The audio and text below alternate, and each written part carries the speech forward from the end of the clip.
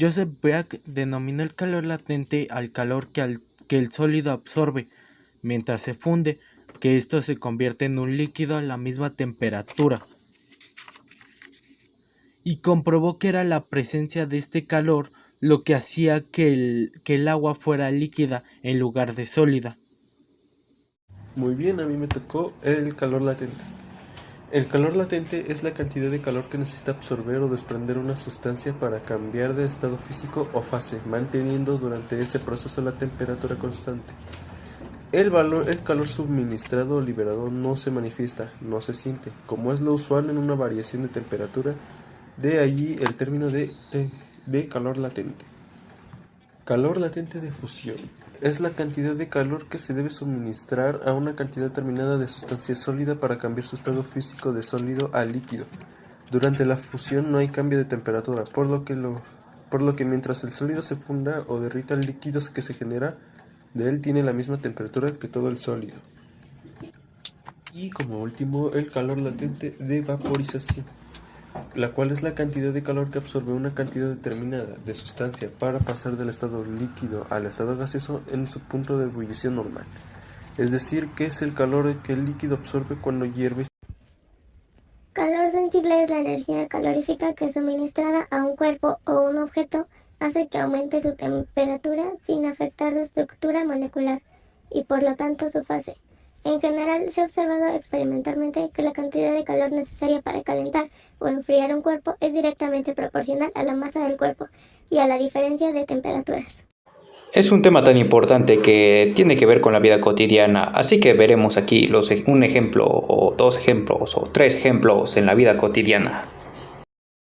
Veamos este ejemplo. Este se utiliza en la vida cotidiana. En la cocina es cuando hierves agua para hacerte una maruchan o para hervir tu carne.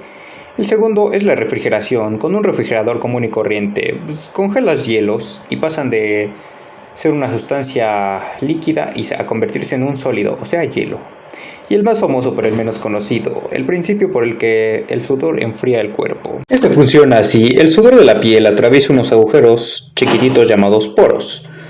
Cuando el sudor se pone en contacto con el aire, lo evapora, convirtiendo el agua en vapor. Y así funciona el sudor.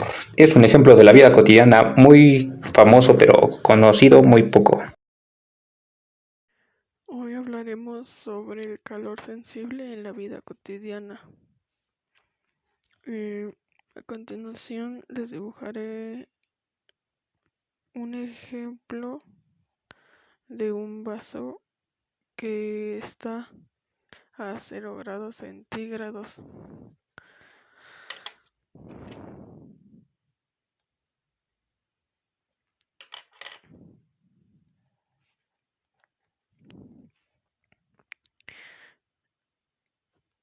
Para poder subir su temperatura, pondremos un ejemplo de hasta máximo los 2 centígrados. Tendremos que añadirle una cierta cantidad de calor para subir la temperatura.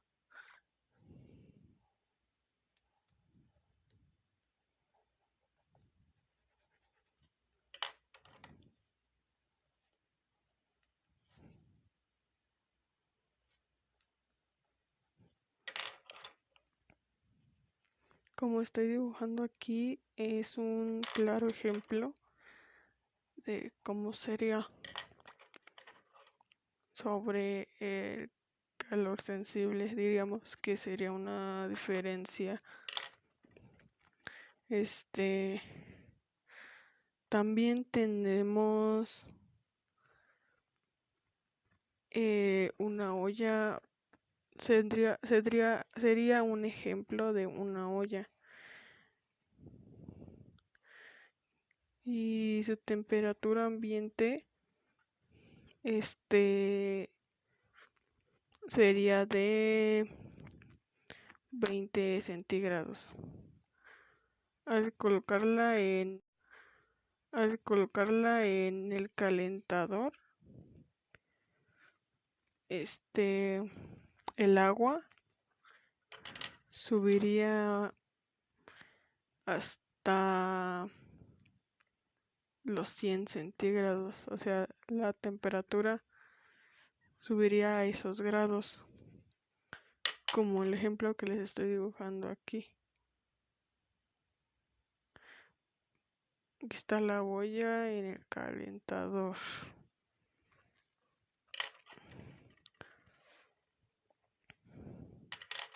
Su temperatura ambiente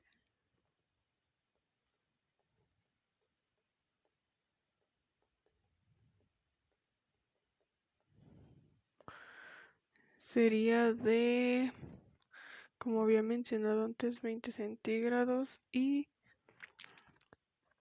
la temperatura al colocarla en el calentador subiría los 100 centígrados.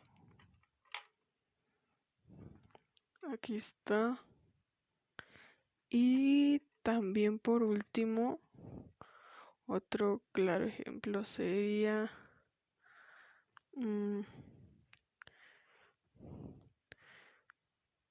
bueno, aquí estoy dibujando el ejemplo.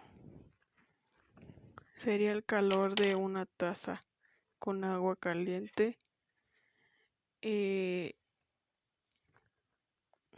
Sería en las manos. Ese calor se transmite en las manos como como les estoy dibujando aquí el ejemplo.